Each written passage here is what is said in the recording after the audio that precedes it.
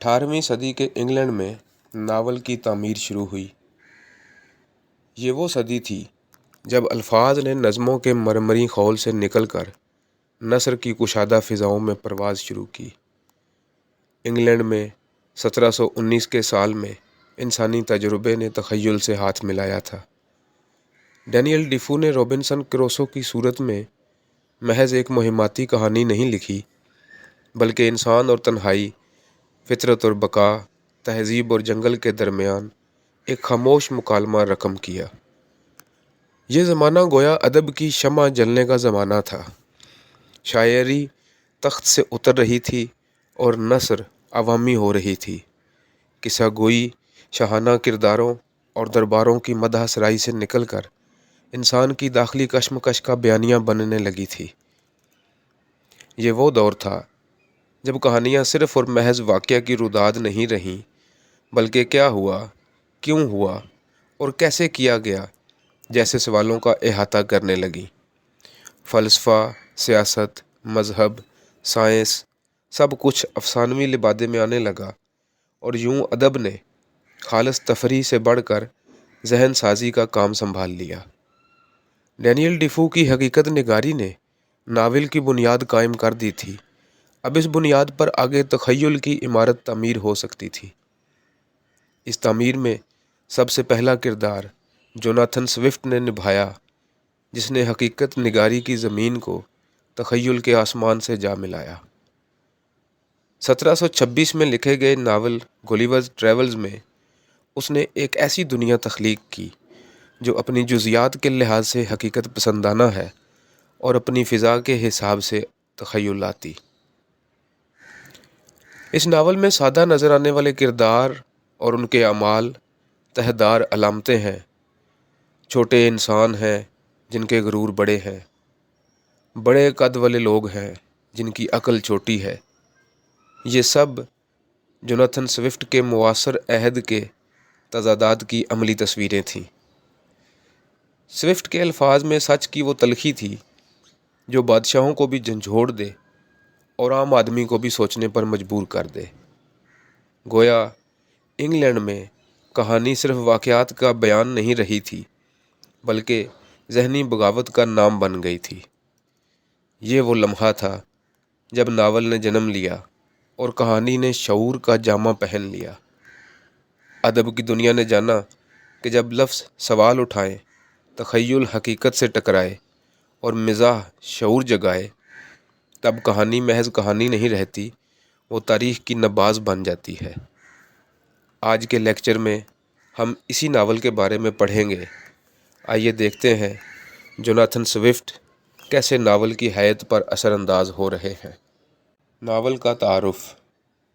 گولیورز travels 18ویں صدی کے مشہور آئرش ادیب اور طنز نگار جوناتھن سوفٹ کا نمائندہ اور عہد آفریں تخلیقی کارنامہ ہے۔ یہ ناول بظاہر ایک سفر نامہ ہے، مگر در حقیقت یہ انسانی جبلت، سماجی اقدار، علمی دعووں اور سیاسی رویوں کا ایسا آئینہ ہے جس میں مغربی تہذیب کے تضادات اور خود فریبیوں کو چابک دستی سے آشکار کیا گیا ہے۔ یہ نہ صرف اپنی طرز تحریر میں ادبی جمالیات کی ایک اعلیٰ مثال ہے، بلکہ فکری و تہذیبی سطح پر انسانی معاشرت، سیاست، مذہب، علم اور اقتدار کے گہرے اور پیچیدہ موضوعات پر ایک بے رحمانہ مگر فنکارانہ طنز بھی پیش کرتا ہے۔ سوفٹ نے اس تحریر کے ذریعے نہ صرف اپنی تہذیب پر سوالات اٹھائے، بلکہ معاصر فکری و سائنسی ترقی کو بھی طنزیہ نگاہ سے جانچا۔ اس ناول کی اسلوبیاتی جہتوں میں علامت نگاری، استعارہ سازی اور حجو نگاری کی وہ تمام خصوصیات موجود ہیں جو کلاسیکی طنزیہ ادب کو ابدی حیثیت عطا کرتی ہیں۔ اس کی تہ در تہ معنویت اور تخلیقی رمزیت اسے نہ صرف انگریزی ادب میں بلکہ عالمی ادبی روایت میں ایک منفرد مقام عطا کرتی ہے۔ مصنف کا تعارف۔ جوناتھن سوفٹ کی زندگی 17ویں اور 18ویں صدی کی سیاسی، سماجی اور ادبی کشمکش کا آئینہ ہے۔ وہ 30 نومبر 1667 کو ڈبلن، آئرلینڈ میں پیدا ہوا۔ ایک ایسے وقت میں جب آئرلینڈ سیاسی اضطراب اور اجتماعی کشیدگی کا شکار تھا، ابتدائی زندگی میں ہی یتیمی اور غربت کا سامنا کرتے ہوئے سوفٹ نے اپنے علمی سفر کا آغاز کیا اور ٹرینٹی کالج سے تعلیم حاصل کی۔ بعد ازاں کچھ عرصہ انگلستان میں سر ولیم ٹیمپل کے پاس معاون کے طور پر کام کیا، جس نے نہ صرف اس کی فکری تشکیل پر گہرے اثرات مرتب کیے بلکہ اسے شاہی دربار اور سیاست کی پیچیدگیوں سے روشناس بھی کروایا۔ سوفٹ نے مذہب کے میدان میں بھی قدم رکھا اور بالآخر آئرلینڈ میں سینٹ پیٹر کیتھیڈرل میں ڈین کے منصب پر فائز ہوا، جو اس کی معاشرتی اور مذہبی شناخت کا اہم جز بن گیا۔ اس کی تخلیقات محض ادبی ظرافت یا لفاظی کا مظہر نہیں بلکہ گہرے سماجی، اخلاقی اور سیاسی شعور کی ترجمان ہیں۔ گلیورز ٹریولز، اے موڈسٹ پروپوزل اور دیگر تحریروں میں سوفٹ کے طنزیہ لہجے سے اخلاقی اضطراب اور انسانی فطرت کے تضادات پر اس کی گہری نظر آشکار ہوتی ہے۔ اس کی تحریریں اس کے عہد کے اقلیت پسند دعووں، مذہبی منافقت، نوآبادیاتی استعمار اور اشرافیہ اخلاقیات پر سخت تنقید کرتی ہیں۔ یہی تنقیدی شعور اسے محض ادیب نہیں بلکہ تہذیبی ناقد کے منصب پر فائز کرتا ہے۔ اپنی زندگی کے آخری ایام میں وہ دماغی بیماری کا شکار ہوا اور 19 اکتوبر 1745 کو وفات پا گیا۔ سوفٹ کی زندگی اور آرٹ دونوں انسانی عظمت اور کمزوری کے پیچیدہ امتزاج کی نمائندگی کرتے ہیں، اسی لیے وہ آج بھی فکری ادب کے افق پر ایک روشن ستارے کی مانند چمکتا ہے۔ ناول کا تاریخی و ادبی پس منظر۔ یہ ناول 18ویں صدی کے ابتدائی یورپی سیاسی و فکری تناظر سے گہرا تعلق رکھتا ہے، خاص طور پر آئرلینڈ اور انگلینڈ کی داخلی کشمکش، مذہبی منافرت، نوآبادیاتی عزائم اور اقلیت پرستی کے بڑھتے ہوئے اثرات سے۔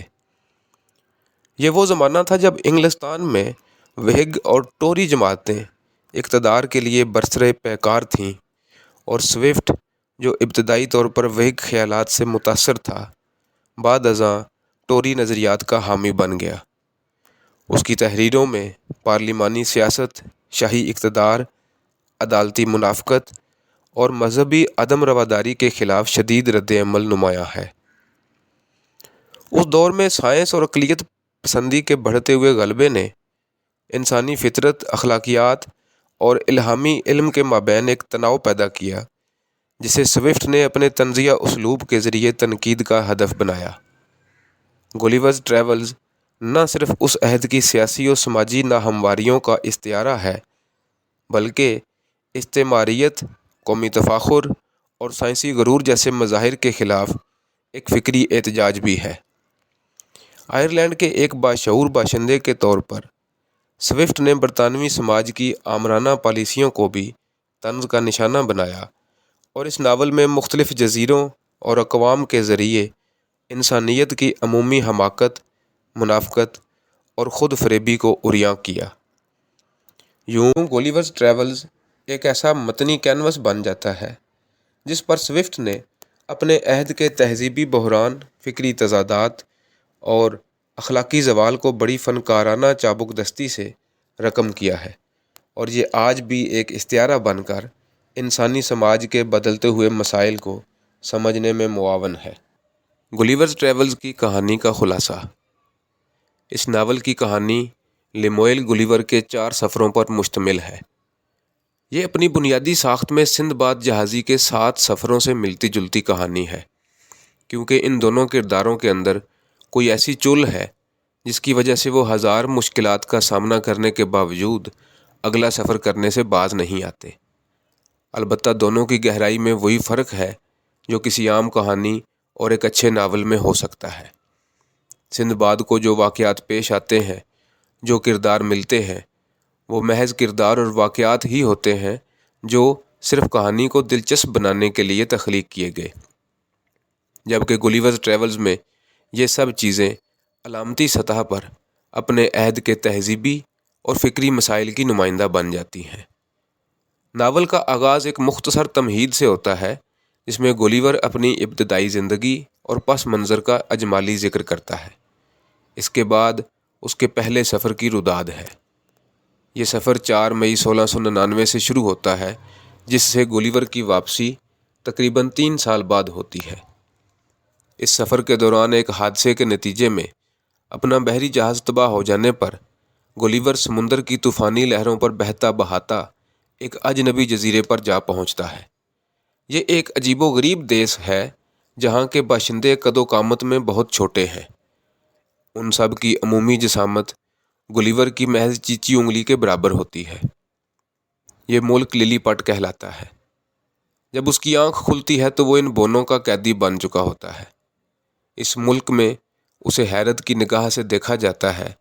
بعد میں جب وہ اپنے عمدہ رویے اور نرم مزاجی کا یقین دلاتا ہے تو اسے شاہی دربار سے پسندیدگی کی سند مل جاتی ہے۔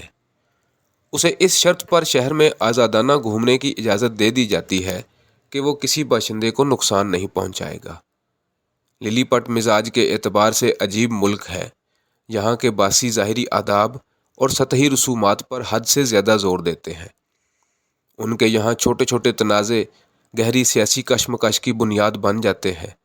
مثلاً ایک جھگڑا صرف اس بات پر شروع ہو گیا تھا کہ انڈے کو کس طرف سے توڑنا شروع کیا جائے۔ یہاں رہتے ہوئے گولیور کئی دفعہ ان کے کام آتا ہے۔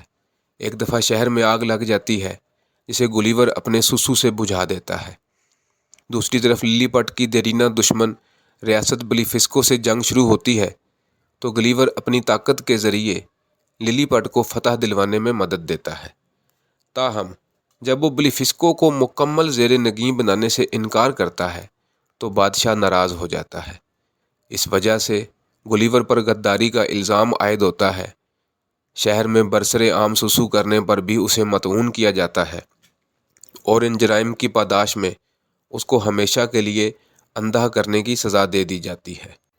لیکن سزا پر عمل درآمد سے پہلے گولیور اپنے ایک درباری دوست کی مدد سے للی پٹ سے فرار ہونے میں کامیاب ہو جاتا ہے۔ وہ وہاں سے بلیفسکو پہنچتا ہے اور ایک چھوٹی کشتی کے ذریعے سمندر کا رخ کرتا ہے۔ آخرکار ایک جہاز کی مدد سے وطن واپس پہنچتا ہے۔ اس نے اپنے ساتھ للی پٹ کے کچھ جانور بھی رکھ لیے تھے جو اس کے ہم وطنوں کی دلچسپی اور حیرت کا سبب بنتے ہیں۔ حصہ دوم بروبڈنگ نیگ کی جانب سفر پر مبنی ہے۔ یہ سفر 20 جون 1702 سے شروع ہوتا ہے اور تقریباً 4 سال کے عرصے پر محیط ہے۔ گولیور دوبارہ سمندری سفر پر روانہ ہوا تو طوفان کے سبب اس کا جہاز رستے سے بھٹک جاتا ہے۔ گولیور اپنے ساتھیوں کی بے وفائی کے باعث ایک نامعلوم جزیرے پر تنہا رہ جاتا ہے۔ یہ جزیرہ بروبڈنگ نیگ ہے جہاں کی گھاس درختوں جتنی بلند اور باشندے دیو قامت ہوتے ہیں۔ یہاں گولیور کی قد و قامت ان لوگوں کی بالشت برابر ہوتی ہے۔ ایک دیو قامت کسان اسے پکڑ کر اپنے ساتھ گھر لے آتا ہے اور اس کی بیٹی گولیور کا خیال رکھتی ہے۔ کسان گولیور کو تفریح طبع کے طور پر لوگوں کو دکھاتا ہے۔ اس تماشے سے وہ پیسہ کماتا ہے، مگر جب گولیور کی صحت بگڑنے لگتی ہے تو وہ اسے ملکہ کو فروخت کر دیتا ہے۔ ملکہ کے حکم پر گولیور کے لیے ایک مخصوص چھوٹا سا مکان تیار کیا جاتا ہے جسے وہ اپنے ساتھ ہر جگہ لے جا سکتا ہے۔ اس جزیرے میں اس کے بعد کافی دلچسپ واقعات پیش آتے ہیں۔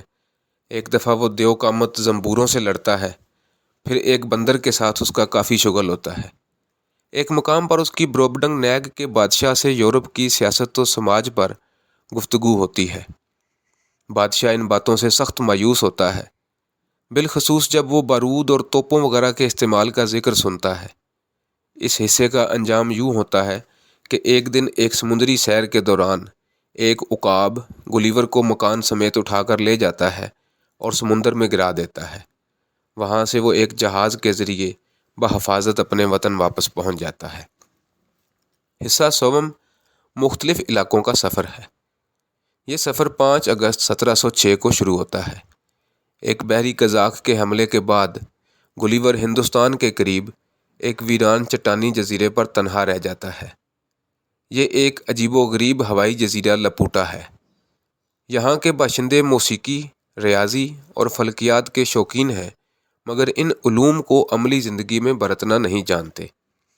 لپوٹا کے حکمرانوں نے ایک خاص طریقہ اختیار کیا ہے اور وہ اپنے اڑتے ہوئے جزیرے کے ذریعے زمین پر موجود شہروں کو کنٹرول کرتے ہیں۔ اگر کوئی شہر بغاوت کرے یا حکومتی احکامات نہ مانے تو لپوٹا کا جزیرہ اس شہر کے اوپر آ کر منڈلانے لگتا ہے۔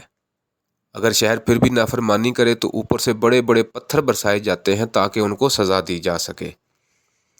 سب سے زیادہ سنگین صورت میں پورا جزیرہ اس باغی شہر پر نیچے آ کر اسے تباہ بھی کر سکتا ہے۔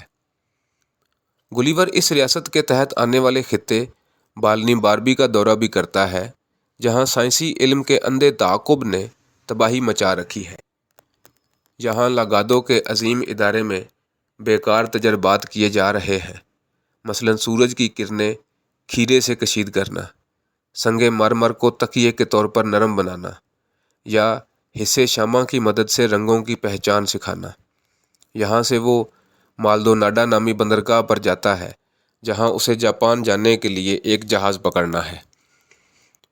سفر سے پہلے انتظار کے دوران وہ گلبڈب ریب نامی جزیرے کا مختصر دورہ کرتا ہے، جہاں وہ ایک جادوگر کی مدد سے تاریخ کی عظیم شخصیات مثلاً جولیس سیزر، ارسطو، ہومر، ڈیکارٹ وغیرہ کی ارواح سے مکالمہ کرتا ہے۔ بعد ازاں وہ لگنیگ پہنچتا ہے، جہاں وہ سٹرلڈ برگز نامی دائمی انسانوں سے ملتا ہے، جو بوڑھے تو ہو جاتے ہیں مگر مرتے نہیں اور اسی وجہ سے بدحال زندگی گزارتے ہیں۔ پھر گلیور جاپان پہنچتا ہے۔ اس زمانے میں جاپان میں غیر ملکیوں کو جاپان میں داخل ہونے سے قبل ایک خاص شرط پوری کرنی پڑتی تھی۔ انہیں صلیب پر پاؤں رکھ کر اس کو روندنا پڑتا تھا تاکہ یہ ثابت ہو سکے کہ وہ عیسائی عقیدے کے مبلغ یا مشنری نہیں ہیں۔ یہ رسم جاپانی ریاست کی اس پالیسی کا حصہ تھی جس کے تحت عیسائی مبلغین کو ملک دشمن یا تخریبی عنصر تصور کیا جاتا تھا، کیونکہ انہیں جاپانی سماجی ڈھانچے اور روایات کے لیے خطرہ سمجھا جاتا تھا۔ گلیور اس رسم کے خلاف اپنے ضمیر کی آواز سن کر جاپانی بادشاہ سے مؤدبانہ درخواست کرتا ہے کہ وہ اسے اس ذلت امیز رسم کی ادائیگی سے مستثنیٰ کرے۔ بادشاہ اپنی فراخ دلی اور معقولیت کا مظاہرہ کرتے ہوئے گلیور کو اس رسم سے مستثنیٰ قرار دے دیتا ہے، لیکن گلیور ایسی سرزمین پر قدم رکھنا گوارا نہیں کرتا اور وطن واپسی کا فیصلہ کرتا ہے۔ اب وہ طے کرتا ہے کہ باقی زندگی گھر ہی میں بسر کرے گا، لیکن وہ کہتے ہیں نا کہ عادتیں سروں کے ساتھ ہی جاتی ہیں، اس لیے اس کا یہ عزم قائم نہیں رہتا اور وہ تھوڑی ہی مدت میں ایک نئے سفر پر نکل کھڑا ہوتا ہے۔ چوتھے حصے کا سفر ہاؤ انمز کی سرزمین کا ہے، جو 7 ستمبر 1710 سے شروع ہوتا ہے۔ اس سفر میں وہ ایک تجارتی جہاز کا کپتان بنا ہوتا ہے، مگر عملے کی بغاوت کے نتیجے میں اسے ایک اجنبی سرزمین پر تنہا چھوڑ دیا جاتا ہے۔ یہاں وہ ایک عجیب الخلقت انسان نما مخلوق یاہو سے ملتا ہے، جو وحشی، غلیظ اور جاہل ہوتی ہے۔ عنقریب وہ ایک ایسی مہذب اور نکتہ سنج گھوڑوں کی نسل ہاؤ انمز سے آشنائی حاصل کرتا ہے، جو منطق، نظم و ضبط اور سچائی کی علمبردار ہے۔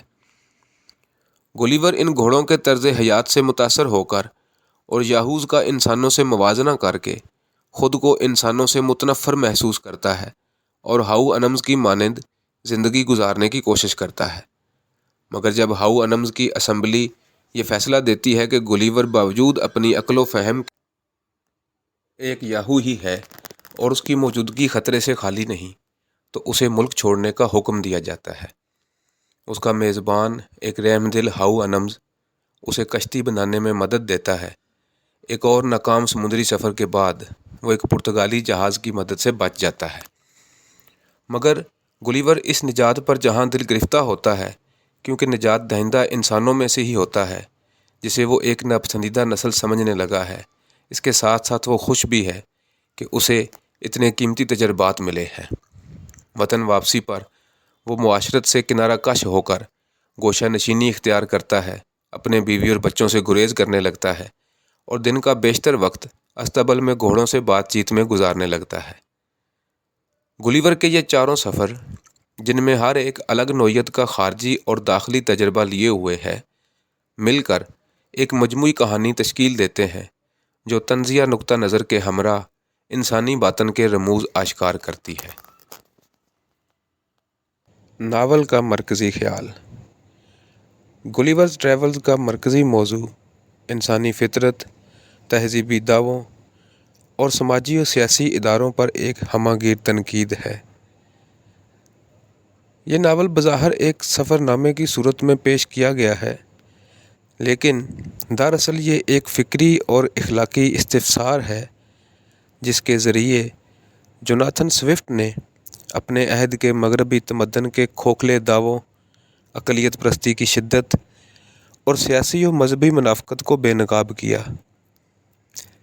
اس ناول میں انسان کو ایک ایسی مخلوق کے طور پر پیش کیا گیا ہے جو بظاہر تمدن، شائستگی اور نظم و اخلاق کی علمبردار ہے، مگر دراصل لالچ، اقتدار کی ہوس، خود غرضی اور فریب کا پیکر ہے۔ سوفٹ نے انسانی عقل کی حدود، سائنسی دعووں کی عدم افادیت اور اخلاقی اقدار کے زوال کو 4 علامتی اسفار کے ذریعے بے نقاب کیا، جہاں ہر نئی دنیا ایک نئے تہذیبی، سیاسی یا فلسفیانہ تصور کو طنزیہ اسلوب میں پیش کرتی ہے۔ للی پٹ اور برپڈنگ نیگ کے متضاد تناظر، لپوٹا کی علم پرستی اور ہاؤ انمز کی مثالی اخلاقیات کے مقابل یاہو کی پستی، یہ سب دراصل انسانی معاشرت کی مختلف جہات کا تمثیلی بیان ہے۔ سوفٹ نے نہ صرف اپنے عہد کے استعماری، اشرافی اور سائنسی رجحانات کو تنقید کا ہدف بنایا، بلکہ ایک ہمہ گیر انسانی زوال کی داستان کو عقل و وجدان کے سنگم پر کھڑا کر کے قاری کو دعوت فکر دی۔ اس لحاظ سے یہ ناول محض طنز یا تمثیل نہیں، بلکہ تہذیبی خود اعتصابی کی ایک کٹھن اور گہری کاوش ہے۔ دیگر موضوعات۔ ناول گلیورز ٹریولز کے مرکزی موضوع کے علاوہ اس میں کئی ذیلی موضوعات ایسے ہیں جو نہ صرف اس کی فکری جہت کو وسعت دیتے ہیں، بلکہ انسانی تہذیب اور شعور پر گہرے سوالات بھی قائم کرتے ہیں۔ یہ موضوعات نہ صرف کہانی کی تمثیلی ساخت سے جڑے ہوئے ہیں، بلکہ ان کی تہہ میں سوفٹ کی گہری فکری بے چینی اور تہذیبی اضطراب بھی پوشیدہ ہے، جو وہ بطور ایک آئرش ادیب اور مذہبی مفکر اپنے قاری تک منتقل کرتا ہے۔ سب سے نمایاں ذیلی موضوع انسانی غرور اور خود فریبی کا ہے۔ سوفٹ نے اس ناول میں انسان کو بار بار ایک ایسے مقام پر لا کھڑا کیا ہے جہاں اس کی خود ساختہ برتری، اقلیت پسندی اور تہذیبی فخر کی بنیادیں ہل جاتی ہیں۔ للی پٹ میں چھوٹے قد کے انسان خود کو طاقتور اور مہذب سمجھتے ہیں، حالانکہ ان کے باہمی جھگڑے اور چھوٹے چھوٹے مسائل انسانی غرور کے کھوکھلے پن کو ظاہر کرتے ہیں۔ اس کے مقابلے میں برپڈنگ نیگ میں گلیور کی اپنی پستی اور کمزوری ظاہر ہوتی ہے، جو انسانی وجود کی وقتی عظمت کو چیلنج کرتی ہے۔ یہ تمثیلیں انسان کے خود ساختہ مرکزیت کے تصور کو زائل کرتی ہیں اور اس کے فکری مقام کو کائنات میں ایک حقیر اکائی کے طور پر پیش کرتی ہیں۔ اس ناول کا ایک اور اہم موضوع علم و عقل کی افراط اور اس کی بے مقصدیت ہے۔ تیسرے سفر کے دوران لپوٹا اور بالنی باربی کے باشندے محض نظریاتی علوم اور سائنسی موشگافیوں میں مگن ہیں، جن کا زمینی زندگی سے کوئی تعلق نہیں۔ سوفٹ یہاں اس بات پر طنز کرتا ہے کہ علم جب محض تجریدی ہو جائے اور اس کا تعلق عملی زندگی سے منقطع ہو جائے تو وہ نہ صرف بے سود ہوتا ہے بلکہ معاشرتی بگاڑ کا موجب بھی بن سکتا ہے۔ وہ ان تجربات، تحقیقات اور فلسفیانہ دعووں کو دکھاتے ہیں جو حقیقی انسانی مسائل سے آنکھ چراتے ہیں اور علم کی وہ شکل سامنے لاتے ہیں جو محض دماغی ریاضت بن کر رہ جاتی ہے۔ اس ناول میں تہذیبی تضادات اور اخلاقی زوال بھی ایک مسلسل موضوع کے طور پر ابھرتا ہے۔ ہاؤ انمز کے ملک میں گلیور ایک مثالی اخلاقی نظام سے آشنا ہوتا ہے جہاں سچ، عدل، سادگی اور فطری نظم کی حکمرانی ہے۔ اس کے برعکس یاہو نامی مخلوق انسانی بدصورتی، لالچ، جنسی بے راہ روی اور اخلاقی زوال کی نمائندگی کرتی ہے۔ یہاں انسان اپنے اصل چہرے سے آشنا ہوتا ہے اور یہ تمثیل ہمیں یہ سوچنے پر مجبور کرتی ہے کہ کیا تہذیب محض دکھاوے کا لباس ہے اور کیا ہماری اخلاقیات محض وقتی اور مفاداتی اصولوں پر مبنی ہیں۔ گلیورز ٹریولز میں سیاست اور اقتدار کی فطرت پر بھی باریک بینی سے طنز کیا گیا ہے۔ سوفٹ نے للی پٹ کی عدالت، دربار اور سیاسی سازشوں کے ذریعے اس زمانے کی برطانوی سیاست کا استعاراتی خاکہ پیش کیا جس میں طاقت کے حصول اور استحکام کے لیے اصول قربان کیے جاتے ہیں۔ حکمران طبقہ نہ صرف خود غرض ہے بلکہ وہ عوامی مفاد کے بجائے اپنے ذاتی اقتدار کو مقدم رکھتا ہے۔ یہ تصور آج بھی جدید سیاسی تناظر میں اتنا ہی متعلقہ ہے جتنا سوفٹ کے عہد میں تھا۔ یوں گلیورز ٹریولز کے مختلف اسفار نہ صرف ایک تمثیلی بیانیہ تشکیل دیتے ہیں بلکہ انسانی شعور، تمدن، علم، اخلاق اور سیاست کے بارے میں گہرے فکری مباحث کو بھی جنم دیتے ہیں۔ ان ذیلی موضوعات کی موجودگی ناول کو صرف ایک طنزیہ تحریر ہی نہیں بلکہ ایک ہمہ جہت فکری متن بناتی ہے جو اپنے قاری کو تہذیب اور انسانیت کے وجودی سوالات سے دوچار کرتا ہے۔ ناول کا مرکزی کردار۔ مرکزی کردار یعنی ہیرو لیموئل گلیور ایک تمثیلی پیکر کے طور پر سامنے آتا ہے جو محض داستانوی سیاحت کا راوی نہیں بلکہ انسانی شعور، سماجی فہم اور تمدنی تضادات کا زندہ استعارہ بھی ہے۔ گلیور کے کردار کی ساخت ایک متحرک اور تدریجی تغیر سے عبارت ہے جو ہر سفر کے ساتھ فکری، نفسیاتی اور اخلاقی سطح پر ایک نئی صورت اختیار کرتا ہے۔ آغاز میں وہ ایک سادہ، متجسس فطرت رکھنے والا مہم جو بحری مسافر ہے جو دنیا کو دیکھنے، سیکھنے اور سمجھنے کی آرزو لیے روانہ ہوتا ہے۔ تاہم ہر سفر کے تجربات اس کی شخصیت میں ایک داخلی اضطراب اور فکری بے سکونی پیدا کرتے ہیں جو محض تماشائی یا راوی کی سطح سے اوپر اٹھ کر ایک خود آگاہ مگر متذبذب فہم میں بدل جاتی ہے۔ گلیور کا ہر نیا تجربہ اس کے سابقہ مسلمات کو چیلنج کرتا ہے۔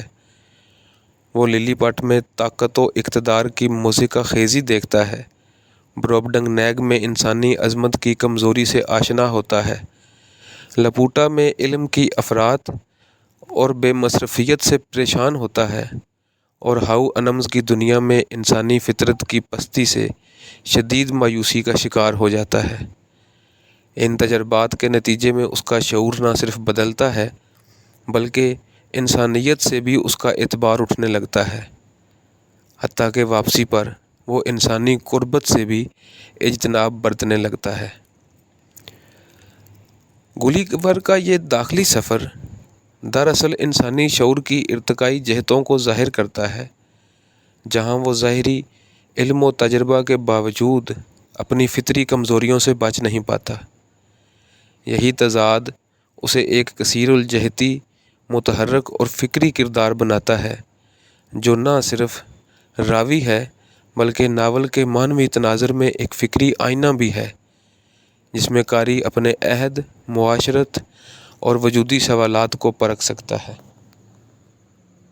ناول کے دیگر کردار۔ اس ناول میں مرکزی کردار کے علاوہ بھی بہت سے کردار ملتے ہیں۔ ذیل میں ہم ان کرداروں کا تفصیلی تجزیہ پیش کریں گے۔ لیموئل گولیور کے علاوہ سب سے نمایاں کردار للی پٹ کا بادشاہ ہے، جو بظاہر ایک معمولی قامت کا فرما روا ہے، لیکن اس کی شخصیت اور طرز حکمرانی میں بڑی شدت اور سخت گیری پائی جاتی ہے۔ وہ محض ایک چھوٹی سی ریاست کا بادشاہ ہے، لیکن اس کے سیاسی فیصلے، ذاتی انا اور جنگ و امن کی پالیسیاں بڑی طاقتوں کے حکمرانوں کی عکاسی کرتی ہیں۔ اس کردار کے ذریعے سوئفٹ نے اس دور کے یورپی بادشاہوں، خاص طور پر برطانوی اور فرانسیسی سیاسی قیادت کی تنگ نظری، خود پرستی اور فضول تنازعات پر روشنی ڈالی ہے۔ بادشاہ اپنے اقتدار کی توسیع اور ذاتی عزت کے لیے گولیور جیسے دیو قامت اور طاقتور مہمان کو بھی اپنے سیاسی کھیل کا مہرہ بنانے سے گریز نہیں کرتا۔ اس کی خود غرضی، بے بصیرتی اور شفاق حکمرانی اس بات کا ثبوت ہے کہ سوئفٹ کو حکمرانوں کی غیر معقول حرص و ہوس پر شدید طنز کرنا مقصود تھا۔ بلیفسکو کا بادشاہ للی پٹ کے مقابلے میں نسبتاً محتاط، مدبر اور متحمل مزاج کردار ہے۔ وہ ایک علامتی پیکر ہے جو مذہبی یا سیاسی مخالفین کی نمائندگی کرتا ہے، لیکن ساتھ ہی اقلیت اور مصالحت کی راہ پر گامزن رہتا ہے۔ بلیفسکو کی ریاست دراصل للی پٹ کا متضاد ہے، اور دونوں کی جنگیں اس بات کا استعارہ ہیں کہ مذہبی تفریق یا سیاسی اختلافات محض علامتی نوعیت کے ہوتے ہیں، اصل مسئلہ اقتدار کا ہوتا ہے۔ بلیفسکو کا بادشاہ گولیور سے سفارتی تعلقات قائم کرتا ہے، اور اس کے کردار میں ایک سنجیدہ اعتدال پسندی نظر آتی ہے جو للی پٹ کی شدت پسندانہ سیاسی سوچ سے بالکل مختلف ہے۔ سوئفٹ نے اس کردار کے ذریعے توازن، تدبر اور سیاسی بصیرت کا تصور پیش کیا ہے۔ ہاؤ انمز قبیلے کے بزرگ گھوڑے کا کردار ناول کی فکری اور اخلاقی معراج کی نمائندگی کرتا ہے۔ وہ نہ صرف فہم و فراست کا حامل ہے، بلکہ ایک ایسی مخلوق ہے جو انسانی تہذیب کی بلند ترین اقدار کو مجسم کر رہی ہے۔ اس کا طرز گفتار، منطقی استدلال اور اخلاقی پاکیزگی ایسی صفات ہیں جو گولیور کو پہلی بار اپنے انسان ہونے پر شرمندہ کرتی ہیں۔ اس کردار کی علامتی حیثیت عقل محض اور مثالی معاشرتی نظام کی ہے۔ گھوڑے کی زبانی سوئفٹ انسانی فطرت کی خامیوں، لالچ، حسد، جھوٹ اور تشدد کے خلاف ایک عظیم فلسفیانہ مقدمہ قائم کرتے ہیں۔ وہ کردار جو بظاہر غیر انسانی ہے، اصل میں سب سے زیادہ انسانی اقدار کا حامل ہے۔ یہی تضاد سوئفٹ کی طنزیہ مہارت کا کمال ہے۔ ہاؤ انمز بزرگ کی گفتگو اور گولیور کے ساتھ اس کا رویہ اخلاقی بلندی اور سچائی کی علامت ہے۔ دوسری طرف یاہو نامی مخلوق دراصل انسانوں کا بگاڑا ہوا عکس ہے۔ یہ کردار اپنی تمام تر وحشیانہ فطرت، بدصورتی اور لالچ کے ساتھ انسان کی اصل جبلت کو اشکار کرتا ہے۔ یہ کردار آئینے کے طور پر پیش کیا گیا ہے، جس میں گولیور نہ صرف انسانیت کی ننگی حقیقت دیکھتا ہے، بلکہ خود بھی اپنے وجود سے نفرت کرنے لگتا ہے۔ یہ مخلوق کھانے، جمع کرنے، حسد کرنے اور ایک دوسرے سے جھگڑنے میں مشغول رہتی ہے۔ سوئفٹ نے یاہو کے کردار کے ذریعے تہذیب یافتہ انسان کی تہ میں چھپی ہوئی وحشت اور حیوانیت کو بے نقاب کیا ہے۔ انسان جس غرور سے خود کو دیگر مخلوقات کے مقابل اعلیٰ سمجھتا ہے، سوئفٹ اس گھمنڈ کو یاہو کے کردار سے چیلنج کرتے ہیں۔ یہ کردار انسانی معاشرت کی منافقت، بدعنوانی اور اخلاقی زوال پر ایک نشان ہے۔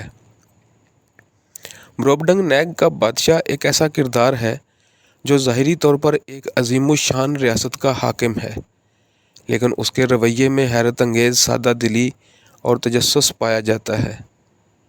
وہ گولیور کی باتوں کو توجہ سے سنتا ہے، اس سے سوالات کرتا ہے اور برطانوی سیاست و معاشرت کے بارے میں گہری تنقید کرتا ہے۔ اس کے کردار میں ایک فلسفیانہ سنجیدگی ہے اور وہ گلیور کے ذریعے یورپی اقدار کی قلعی کھولتا ہے۔ اس کے ذریعے سوفٹ نے یہ پیغام دیا کہ عظمت کا مطلب محض طاقت یا قامت میں برتری نہیں، بلکہ علم، عقل اور حقیقت پسندی بھی ہے۔ بادشاہ کے سوالات اور تبصرے اس کے وسیع تناظر، اخلاقی ادراک اور انصاف پسندی کے مظہر ہیں۔ بروبڈنگ نیگ کی ملکہ اور اس کی ملازمہ گلسٹریل کے کردار بھی اہم ہیں، خاص طور پر گلسٹریل جو گلیور کی دیکھ بھال کرتی ہے، ایک حساس، شفیق اور شفقت آمیز وجود ہے۔ وہ نہ صرف گلیور کو تحفظ فراہم کرتی ہے بلکہ اس کے جذبات کو بھی سمجھتی ہے۔ اس کا کردار انسانی ہمدردی، مروت اور نسوانی حساسیت کا پیکر ہے۔ اس کردار کے ذریعے سوفٹ نے عورت کے شفیق اور مددگار پہلو کو اجاگر کیا ہے، جو طاقت کی دنیا میں اکثر نظر انداز کیا جاتا ہے۔ یہ تمام کردار نہ صرف ناول میں ہفت رنگ دلچسپی پیدا کرتے ہیں، بلکہ اپنی علامتی اہمیت اور اخلاقی یا سیاسی دوری کے باعث قاری کو گہرے فکری مباحث کی طرف راغب کرتے ہیں۔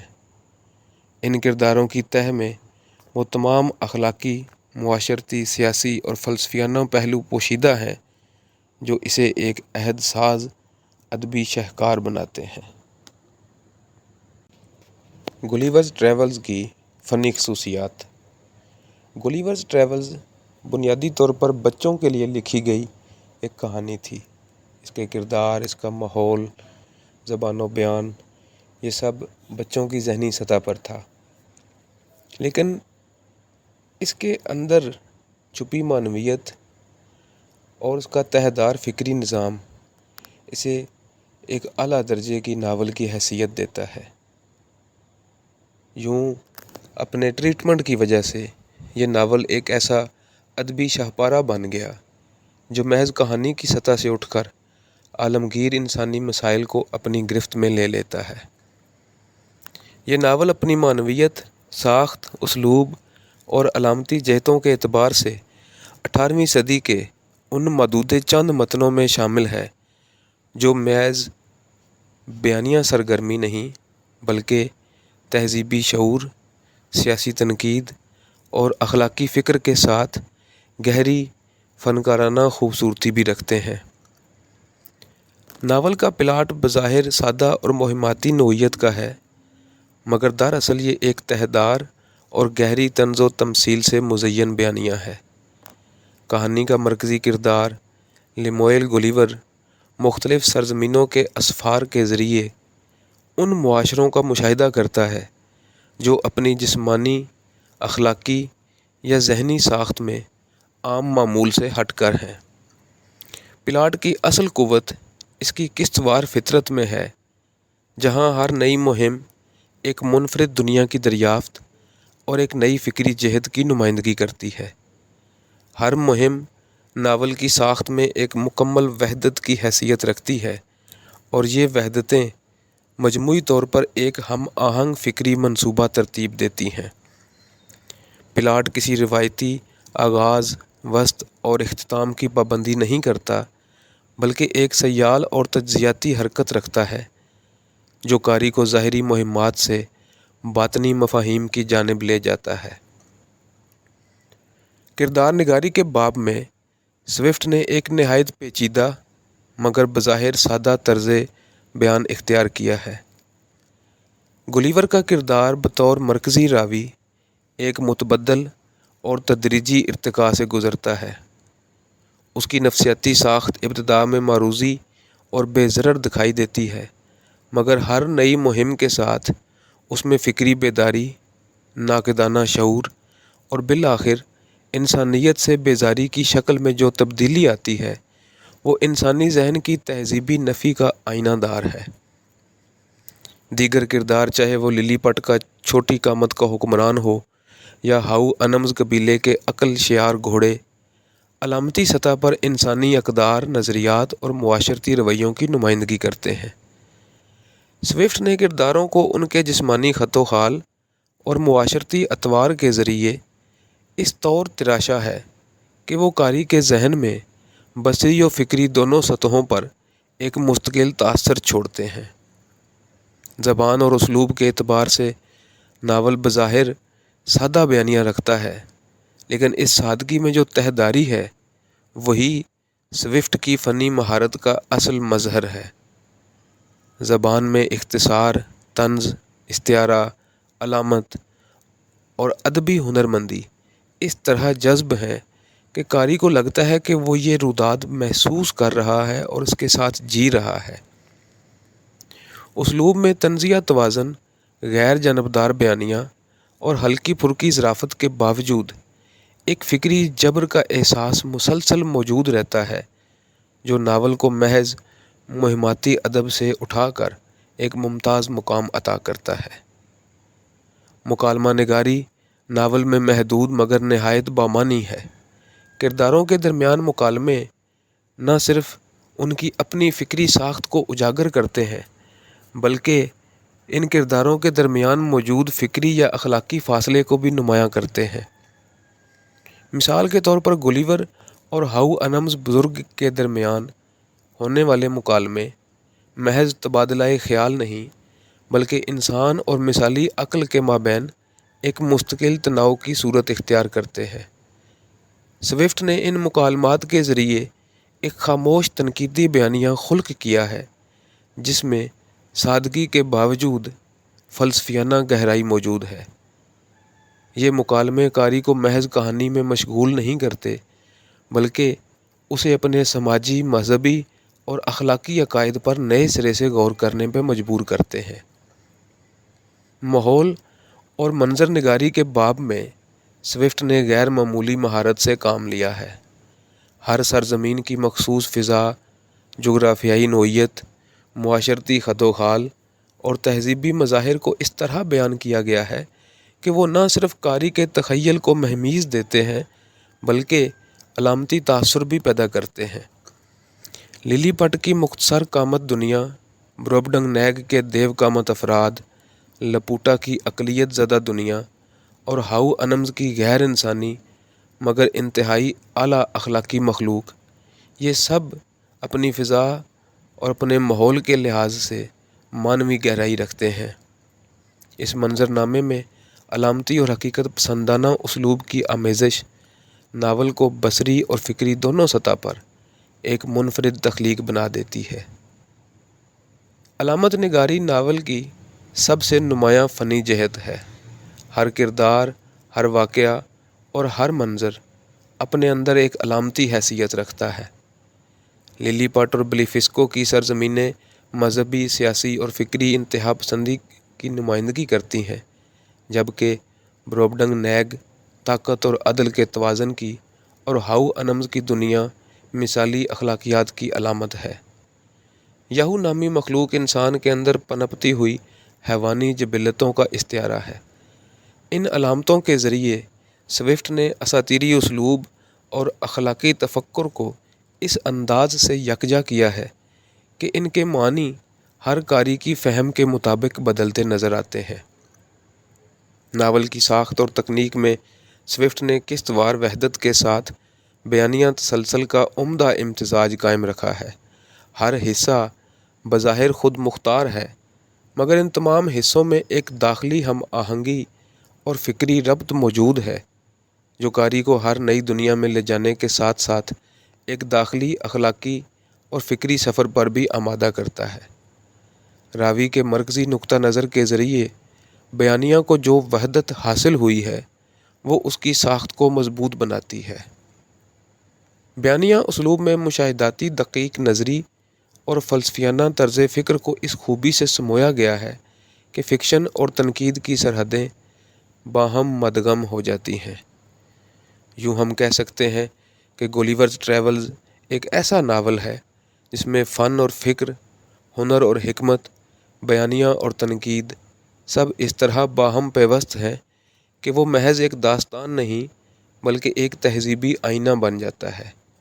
اس کے فنی خصائص نہ صرف اسے کلاسیکی ادب کی صف میں ممتاز کرتے ہیں بلکہ اسے آج کے قاری کے لیے بھی ایک فکری اور جمالیاتی تجربہ بناتے ہیں۔ مختلف تنقیدی نظریات کی روشنی میں گلیورز ٹریولز کو مختلف تنقیدی زاویوں سے دیکھا جائے تو یہ ناول ہر نظریے میں ایک نئی معنویت کے ساتھ ابھرتا ہے۔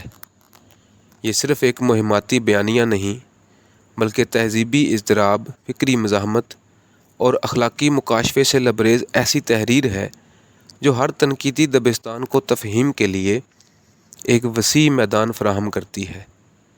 اخلاقی و اصلاحی زاویہ نظر سے دیکھا جائے تو یہ ناول انسانی فطرت، معاشرتی اخلاقیات اور سیاسی نظم کے انحطاط کی بھرپور عکاسی کرتا ہے۔ سوئفٹ کا مقصد محض تفریح فراہم کرنا نہیں بلکہ قاری کو جھنجھوڑنا اور اسے اپنی اجتماعی اور انفرادی کمزوریوں سے باخبر کرنا ہے۔ گلیور کی ہر مہم دراصل انسانی معاشرے کی کسی نہ کسی اخلاقی کمزوری کو بے نقاب کرتی ہے۔ للی پٹ کے بادشاہ کی خود غرضی، بلیفسکو کے مذہبی تنازعات، بروبڈنگ نیگ کے حکمرانوں کی عدل پسندی اور ہاؤ انمز کی عقلی تطہیر سب اخلاقی نظام کی تشکیل یا تنقید پر مبنی ہیں۔ یہاں سوئفٹ انسانی اخلاقیات کی نئی تشکیل کی امید لیے طنز کے تازیانے سے کام لیتے ہیں۔ سیاسی فکر کے زاویے سے یہ ناول ایک شدید احتجاجی صحیفہ بن کر سامنے آتا ہے۔ سوئفٹ نے اپنے عہد کی برطانوی سیاست، شاہی مطلق العنانیت، پارلیمانی منافقت اور مذہبی منافرت کو جس مہارت سے تمثیلی انداز میں پیش کیا ہے وہ نہ صرف اس کے سیاسی شعور کی عکاسی کرتا ہے بلکہ ایک بے باک مزاحمت کار کی حیثیت بھی قائم کرتا ہے۔ للی پٹ اور بلیفسکو کے درمیان تنازع دراصل برطانیہ اور فرانس یا کیتھولک اور پروٹسٹنٹ کلیسا کی علامتی نمائندگی کرتا ہے۔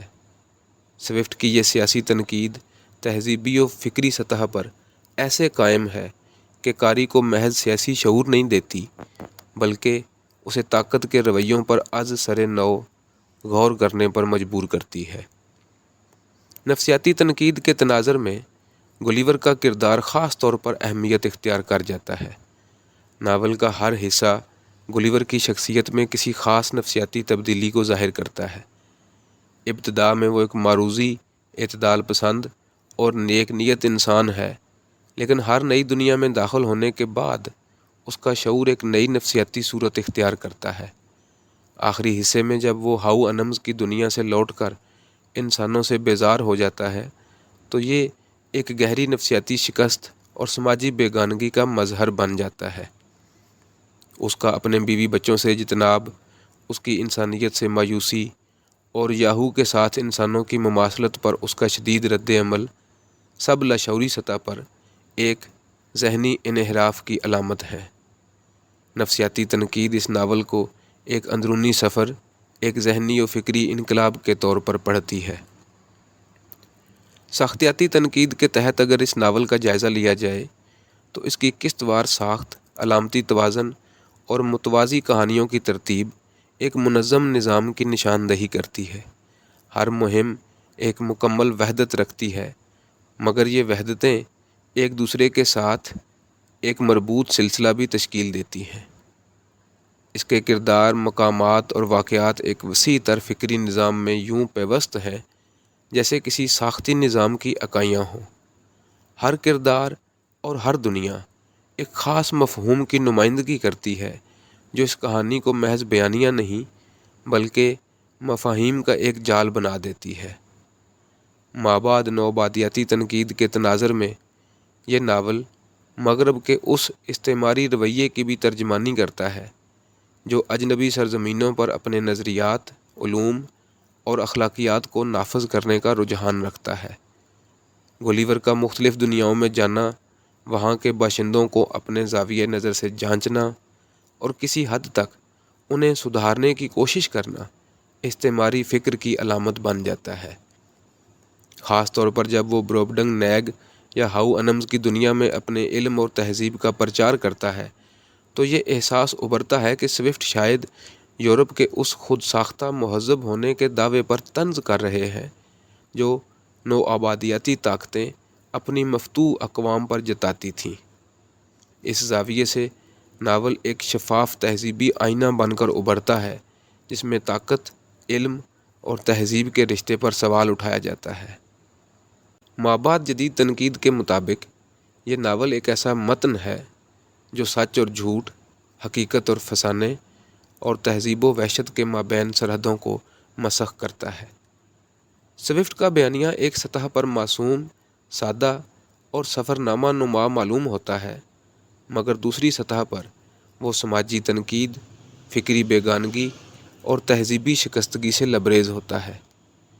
یہ دوہری سطح جس میں حقیقت فسانے میں اور فسانہ حقیقت میں مدغم ہو جاتا ہے، مابعد جدیدیت کا جوہر ہے۔ سوئفٹ نے اس تکنیک سے ثابت کیا کہ کوئی حقیقت ایک مطلق شکل میں ممکن نہیں، بلکہ ہر چیز اپنی ساخت، نقطہ نظر اور سیاق و سباق کے تابع ہے۔ گلیورز ٹریولز ایک ایسا آفاقی متن ہے جو ہر تنقیدی نظریے کے تحت ایک نیا مفہوم اخذ کرتا ہے۔ اس کی گہرائی، کثیر المعنویت اور فکری تحرک اسے محض ایک کلاسیکی ناول نہیں بلکہ ایک ہمہ گیر تہذیبی تجربہ بنا دیتی ہے۔ ہر نظریہ اس ناول کے ایک نئے رخ کو منکشف کرتا ہے، اور یہی اس کی وہ ادبی عظمت ہے جو اسے آج بھی فکر و تنقید کے میدان میں زندہ و متحرک رکھتی ہے۔ گولیورز ٹریولز کا گارگینتوا اینڈ پانتاگرل سے موازنہ۔ دونوں ناول مغربی ادب میں طنزیہ روایت کے نمائندہ اور لازوال شاہکار سمجھے جاتے ہیں، تاہم ان کے اسلوب، فکری سمت اور ادبی اقدار میں کئی بنیادی فرق موجود ہیں۔ دونوں مصنفین نے اپنے وقت کے سیاسی، سماجی اور علمی رویوں کو تنقید کا ہدف بنایا، مگر ان کے طنز کی نوعیت، علامتی انداز اور بیانیہ ڈھانچے مختلف ہیں۔ اسلوب کے اعتبار سے دیکھا جائے تو گلیورز ٹریولز ایک منظم، متوازن اور نسبتاً سنجیدہ طنزیہ بیانیہ ہے جو علامتی سفر نامے کی صورت میں پیش کیا گیا ہے۔ اس ناول کا بیانیہ حقیقت نگاری سے قریب تر ہے اور اس میں علامتوں کا استعمال بڑے محتاط اور بامقصد انداز میں کیا گیا ہے۔ اس کے برعکس گارگینتوا اینڈ پانتاگرل میں بیانیہ اسلوب نہ صرف بے ساختہ بلکہ شعوری طور پر غیر منظم ہے۔ رابلے نے زبان و بیان میں مزاح، فحاشی، مبالغہ اور جسمانی سطح کو کھل کر استعمال کیا، جس سے ان کا بیانیہ حد درجے زندہ اور دیوانہ وار محسوس ہوتا ہے۔ رابلے کا اسلوب ایک قسم کا کارنیوال طرز کا ہے جسے باختن نے اپنی تنقید میں خوب واضح کیا ہے، جبکہ سوئفٹ کا اسلوب شائستہ مگر زہریلے طنز سے بھرا ہوا ہے۔ فکری حوالے سے دونوں ناول اپنے اپنے عہد کی فکری بے راہ رویوں کو ہدف بناتے ہیں، مگر ان کی فکری سمتیں مختلف ہیں۔ سوئفٹ نے اقلیت پرستی، استعماری عزائم، سیاسی مفاد پرستی اور سائنسی ترقی کے غیر انسانی پہلوؤں کو طنز کا نشانہ بنایا، جبکہ رابلے نے سماجی جمود، مذہبی منافقت، روایتی تعلیم اور غیر سائنسی تصورات پر کاری وار کیے۔ رابلے کا ناول بنیادی طور پر نشاط الثانیہ کے آزاد خیال فکر کا نمائندہ ہے، جہاں انسانی جسم، جبلت اور خوشی کے اظہار کو آزاد رکھنے کی کوشش کی گئی ہے۔ دوسری طرف سوئفٹ ایک مذہبی اور اخلاقی بنیاد پر تنقید کرتا ہے جس میں انسانی فطرت کی کمزوری اور خود غرضی کو بنیادی مسئلہ قرار دیا گیا ہے۔ جہاں تک علامتی ساخت کا تعلق ہے، گلیورز ٹریولز کی دنیا ایک مربوط علامتی نظام پر کھڑی ہے۔ للی پٹ، بروبڈنگ نیگ، لپوٹا اور ہاؤ انمز جیسی اقوام دراصل انسانی نفسیات، سیاسی نظام اور سائنسی غرور کی تمثیلیں ہیں۔ ہر سفر ایک مخصوص فکری استعارے کی نمائندگی کرتا ہے۔ اس کے برعکس گارگینتوا اینڈ پانتاگرل کی علامتی دنیا زیادہ منتشر، زیادہ رنگین اور زبان و بیان کے تجرباتی پہلوؤں پر مشتمل ہے۔ رابلے نے نشاط الثانیہ کے علمی، فلسفیانہ اور طبی نظریات کو طنز کا نشانہ بناتے ہوئے ایک ایسی علامتی دنیا تخلیق کی جس میں کوئی ایک معنوی سطح نہیں بلکہ معانی کی کئی تہیں بکھری ہوئی ہیں۔ کردار نگاری میں بھی دونوں مصنفین کی حکمت عملی مختلف ہے۔ سوئفٹ کے کردار عمومی طور پر ٹھوس علامتیں ہیں جو ایک مخصوص نظریے یا رویے کو ظاہر کرتے ہیں۔ گولیور خود انسانی نفسیات کی پیچیدگی کا استعارہ بن جاتا ہے، خاص طور پر جب وہ کہانی کے آخر میں انسانی فطرت سے بیزار ہو جاتا ہے۔ رابلے کے کردار، خاص طور پر گارگینتوا اور پانتاگرل، دیو مالائی قد کاٹ رکھتے ہیں، مگر ان کی جبلت، خواہشات اور جسمانی لذتوں کی طلب انہیں زمینی بنا دیتی ہے۔ رابلے کا طنز جسمانی اور حسیاتی دائرے میں ہے، جبکہ سوئفٹ کا طنز فکری اور اخلاقی نوعیت کا ہے۔ زبان اور طنز کی شدت کے اعتبار سے گارگینتوا اینڈ پانتاگرل زیادہ آزاد، وحشی اور فوش مزاح سے بھرپور ہے، جو قاری کو محظوظ بھی کرتا ہے اور چونکاتا بھی ہے۔ سوئفٹ کی زبان نسبتاً مہذب ہے، مگر اس کے طنز میں جو شدت اور کاٹ ہے وہ قاری کو جھنجھوڑ کر رکھ دیتی ہے۔ سوئفٹ نے ایک بظاہر سیدھے سادے بیانیے کے اندر تہدار طنز کو سمویا ہے، جس سے قاری پر دیر پا اثر پڑتا ہے۔ رابلے کی تحریر قاری کے لیے ایک انتشار کا تاثر پیدا کرتی ہے، جس میں کوئی اصول و ضوابط نہیں، صرف اظہار کی آزادی ہے۔ آخر میں اگر دونوں ناولوں کی عصری معنویت پر غور کریں تو معلوم ہوتا ہے کہ سوئفٹ کا طنز آج بھی عالمی سیاست، سامراجی میڈیا اور سائنسی غرور پر لاگو کیا جا سکتا ہے، جبکہ رابلے کا بیانیہ آزادی فکر، اظہار کی جرات اور معاشرتی جمود کے خلاف بغاوت کی علامت ہے۔ دونوں ناولوں میں انسانی فطرت، علم، طاقت اور اخلاقیات کے سوالات کو نئے زاویوں سے دیکھا گیا ہے، مگر دونوں کی روش اور اسلوب اپنی جگہ منفرد، مخصوص اور اپنے عہد کے فکری دباؤ کا رد عمل ہے۔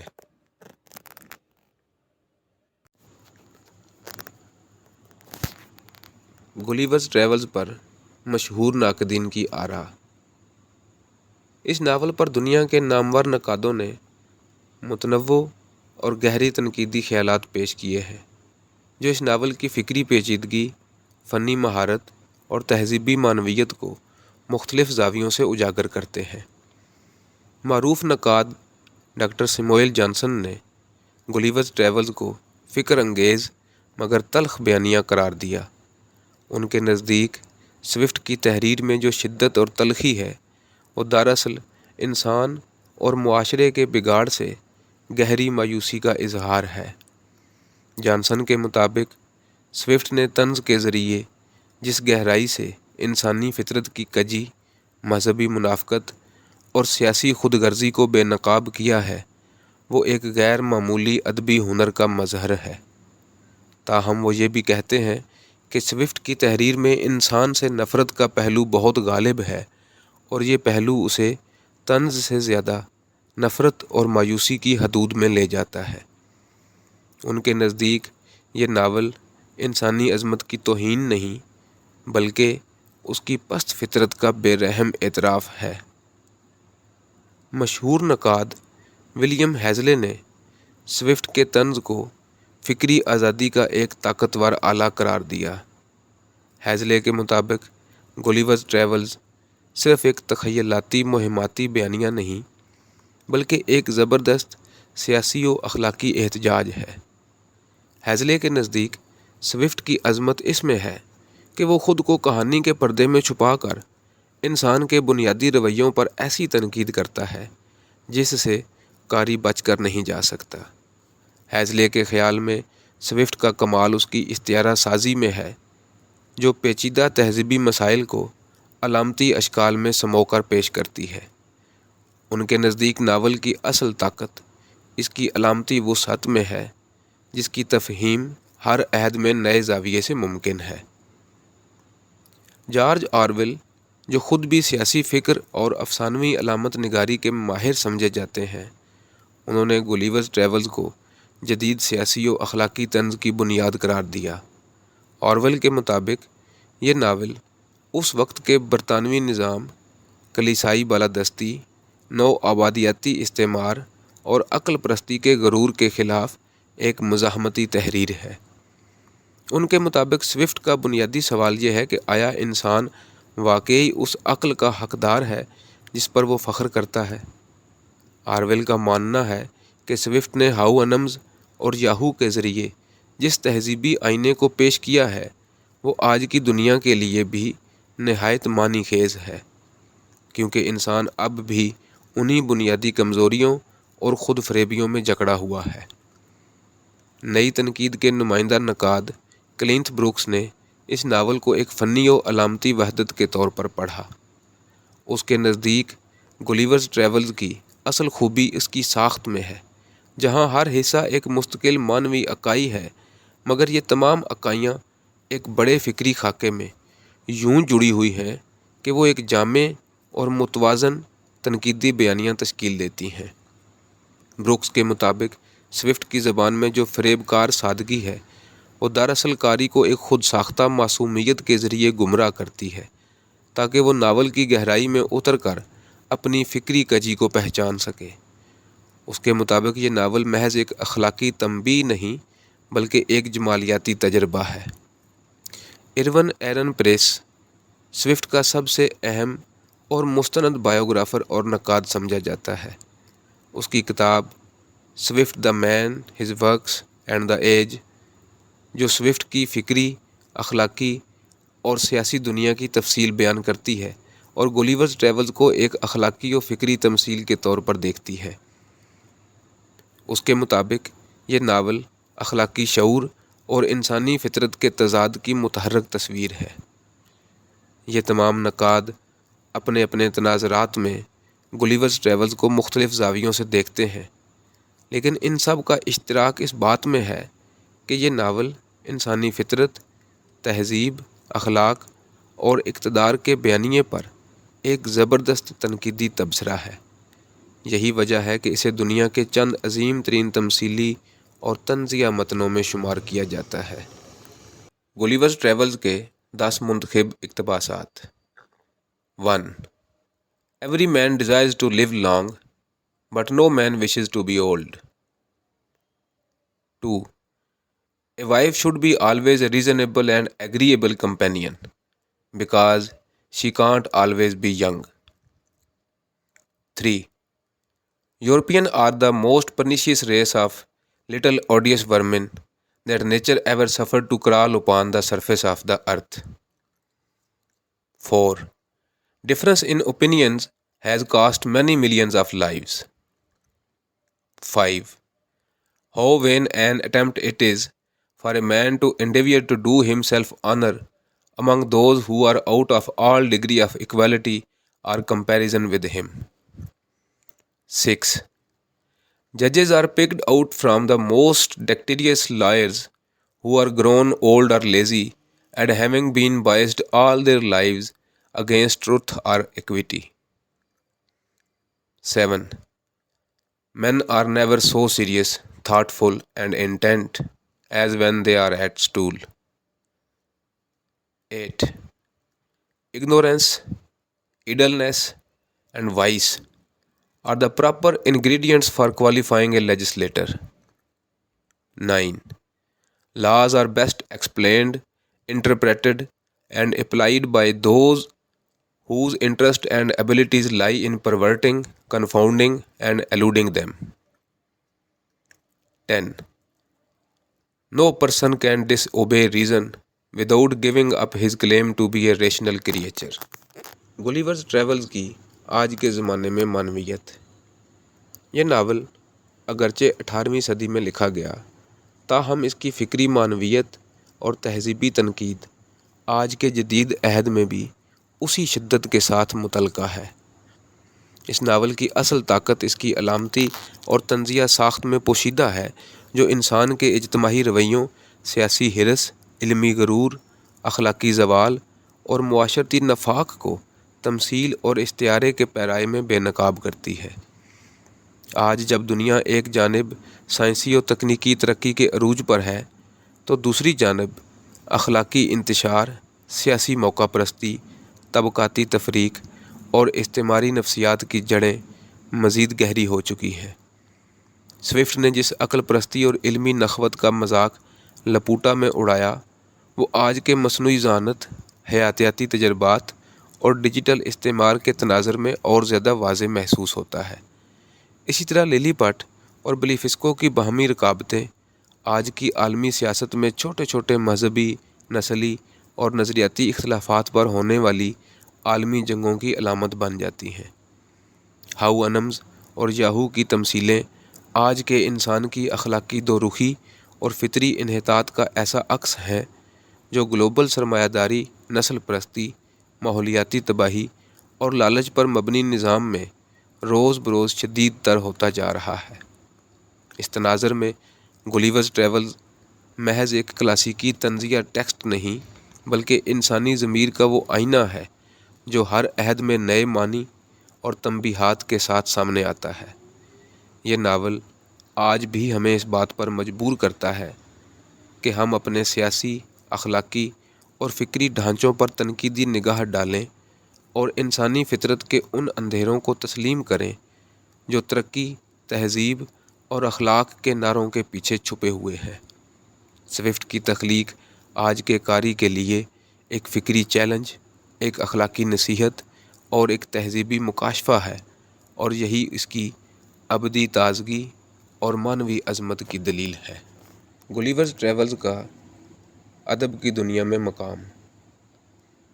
یہ ناول عالمی ادبی تاریخ میں ایک منفرد اور ناقابل فراموش مقام رکھتا ہے، جس کی اہمیت صرف اس کی طنزیہ گہرائی یا تخیلی وسعت تک محدود نہیں، بلکہ یہ ناول اس لیے بھی خاص ہے کہ اس نے ادب کو محض تفریح یا اخلاقی نصیحت سے نکال کر فکری مزاحمت، تہذیبی احتساب اور سماجی تجزیے کی سطح پر متمکن کیا۔ 18ویں صدی میں جب یورپ میں اقلیت پرستی، نوآبادیاتی توسیع اور سائنس پر مبنی ترقی کے نعرے غالب تھے، سوئفٹ نے اپنے وقت کے فکری غرور، سیاسی منافقت، مذہبی ریاکاری اور اخلاقی زوال کے خلاف جو بیانیہ پیش کیا، وہ اپنی نوعیت میں نہ صرف انقلابی تھا بلکہ بعد کی ادبی روایتوں کے لیے بھی ایک نئے زاویہ نظر کا آغاز تھا۔ ادبی تاریخ میں اس ناول نے تمثیل، علامت اور طنز کے اسالیب کو جس شدت اور مہارت سے استعمال کیا، وہ اس سے قبل دکھائی نہ دیتے تھے۔ سوئفٹ نے ان تکنیکوں کو عصری سماجی اور سیاسی حقیقتوں سے جوڑ کر ایسا بیانیہ تخلیق کیا جو نہ تو محض افسانہ ہے اور نہ ہی فلسفہ، بلکہ ایک تہذیبی مکالمہ ہے جو ادب کو جدید معنویات سے آراستہ کرتا ہے۔